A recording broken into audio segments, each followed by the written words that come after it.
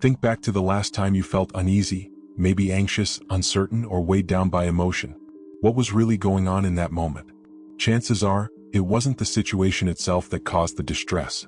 It was your mind, racing ahead to an imagined future or clinging to a moment from the past. Maybe it was replaying mistakes, predicting disaster, or casting doubt on your ability to handle what's ahead. That constant voice in your mind, the one that comments, critiques, worries, it seems like it's you. But what if it isn't? Today you're about to uncover something that could shift the way you see yourself forever. What if that inner narrator, the one shaped by fear, hesitation, and judgment, is not your true identity, but a mental habit you've mistaken for who you are? What if your biggest internal battles don't come from your core self, but from who you think you are? And by the end of this journey, you'll come face to face with a single life-altering truth, one that can free you from the illusion you've been living under. Take a second and notice. Your mind is already reacting to what you're hearing.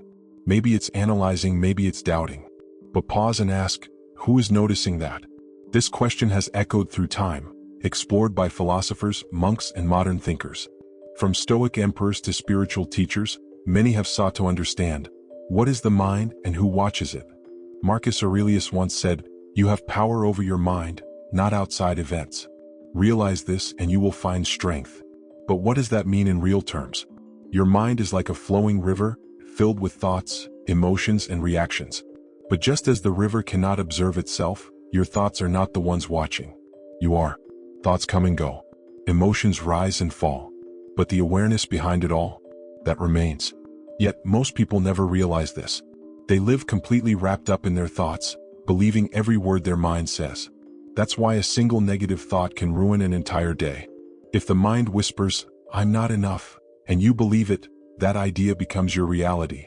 It affects how you feel, how you act, and even how you show up in the world. This process has a name: cognitive fusion. It's when your thoughts and your identity become entangled. When you stop seeing a thought as just a thought, and start believing it defines who you are. Dr. Stephen Hayes, creator of acceptance and commitment therapy, explains that when we're fused with our thoughts, they control how we feel, how we behave, and how we see everything. But here's the good news: you don't have to stay fused. Just like you can tune out background noise, you can learn to separate yourself from your thoughts. Imagine sitting in a room while a radio plays harsh, critical messages. Would you assume the radio is telling the truth? Of course not. It's just noise. But when your mind does the same thing, you take it personally. Why? Because you've mistaken the voice for you. But it's not. The mind is a pattern machine. Many of your thoughts aren't even original, they're echoes of the past. Parental voices, social expectations, fears inherited from others. Some thoughts are there simply because your brain is trying to protect you, predicting danger, trying to stay safe. But here's the key: just because a thought appears doesn't mean it's real. There's an old Zen saying, you can't stop the waves, but you can learn to surf. You don't need to stop your thoughts to find peace. You only need to stop believing everything they say.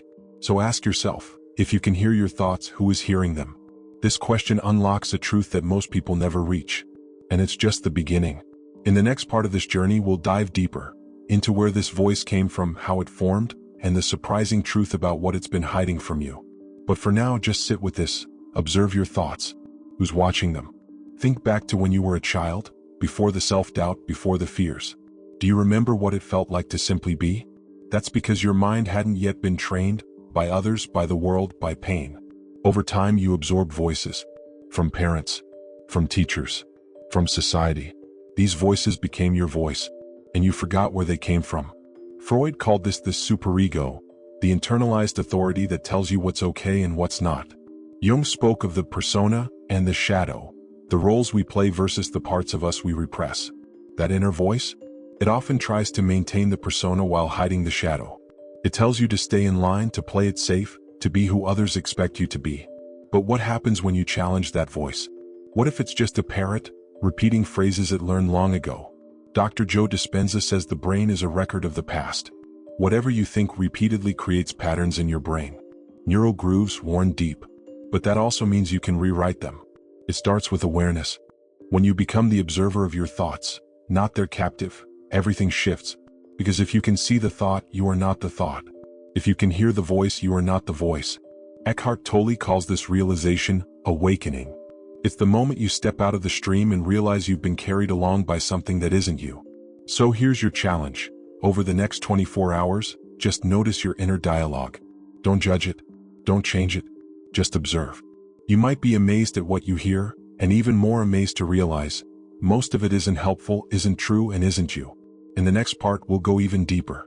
You'll learn a powerful technique to step out of the noise and into your real self. The answer is waiting, and it's been within you all along.